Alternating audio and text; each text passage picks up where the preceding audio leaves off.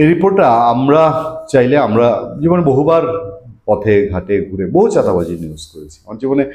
অনেকগুলো এই মুহূর্তে তাৎক্ষণিক যেটা মনে পড়ছে যে একবার শুধুমাত্র ঢাকা শহরের সবজির দাম কিভাবে বাড়ে এটা দেখার জন্য 4 দিনের জন্য আমি দেশ টেলিভিশনে থাকতে নরসিংদীতে অবস্থান করেছিলাম। নরসিংদীতে কৃষকের ঘর থেকে শুরু করে নরসিংদীর পাইকারি বাজার হয়ে ঢাকায় ট্রাকে করে নরসিংদীর ট্রাকে কাঁচামালের ট্রাকে চড়ে সে কোথায় কোথায় কী চাঁদা দিতে হয় সেগুলো তখন বড় ক্যামেরা, তখন স্পাই ক্যামেরা, তো ছোটো ক্যামেরা নাই, সেসব ক্যামেরা দিয়ে 2008-09 সালের দিকে রিপোর্ট করতে করতে ঢাকায় এসেছিলাম। চাঁদাবাজি নিয়ে বহুত সরজমিন রিপোর্ট জীবনে করেছি।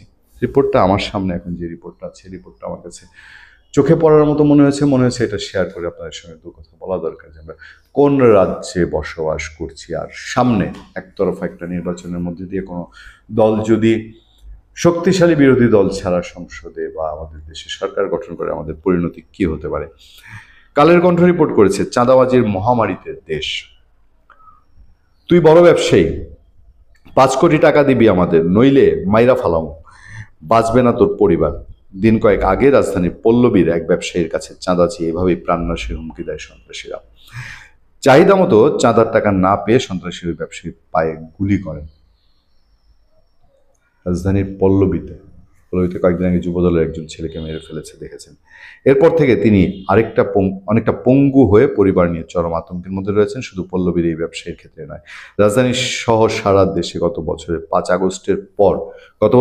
আগস্টের পর এরকম ঘটনা ঘটছে অহরহ। এভাবেই চলছে নীরব চাঁদাবাজি। Chittagong chambers and commerce and ইন্ডাস্ট্রির সাবেক এক পরিচালক তিনি কালের কণ্ঠকে বলেন, তার কারখানা চট্টগ্রাম ইপিজেডে রাজনৈতিক পরিবর্তনের পর তার কাছে চাওয়া হয় মোটা অঙ্কের চাঁদা। গত 2 যুগ আমি ইপিজেড কেন্দ্রিক ব্যবসা পরিচালনা করছি, রপ্তানি পণ্য উৎপাদন করে দেশে অর্থনীতি অবদান রাখছি, নেতৃত্ব দিয়েছি ব্যবসায়ী সংগঠনের। আর আমার কাছে চাওয়া হয়েছে চাঁদা, আর তা না দেওয়ার হুমকির মুখে পড়তে হয়েছে। সেই হুমকি আমলে না নেওয়ায় সামাজিক যোগাযোগ মাধ্যমে 8 মাস ধরে চরিত্র হনন করছে অব্যাহতভাবে। ভয় নাম প্রকাশন ইচ্ছুক চট্টগ্রামের স্বনামধন্য এক নারী উদ্যোক্তা জানান, তার কাছে নগরের শীর্ষ সন্ত্রাসী সাজ্জাদ আলী 1 কোটি টাকা চাঁদা চেয়েছে।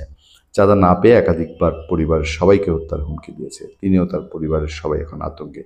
এদিকে গত 2 দিনের সরজমিন গিয়ে খোঁজ নিলে রাজধানীর কাউরান বাজার, গুলিস্তান, নিউ মার্কেট, মিরপুর, যাত্রাবাড়ি, তেজগাঁও, উত্তরা, মতিঝিল এবং পুরান ঢাকার বিভিন্ন এলাকায় ফুটপাতে ব্যাপক চাঁদাবাজির তথ্য পাওয়া গেছে। এসব এলাকায় ব্যবসায়ীরা জানান তার প্রতিদিন 100 থেকে 500 টাকা চাঁদা দেন। হকার মালিক সমিতির এক নেতা বলেন, দিনে তাদের ব্যবসায়ীদের কাছ থেকে হুমকি দিয়ে চাঁদাবাজরা হাতিয়ে নিচ্ছে বিপুল অঙ্কের টাকা। চাঁদাবাজদের সন্ত্রাসী কর্মকাণ্ড থামছে না, তাদের রোশনাল থেকে রেহাই পাচ্ছে না ফুটপাতের ব্যবসায়ীরা। আপনারা সবাই জানেন, পুলিশ বলছে চাঁদাবাজির সঙ্গে জড়িতদের গ্রেফতার করতে সারা দেশে পুলিশ তৎপরতা রয়েছে।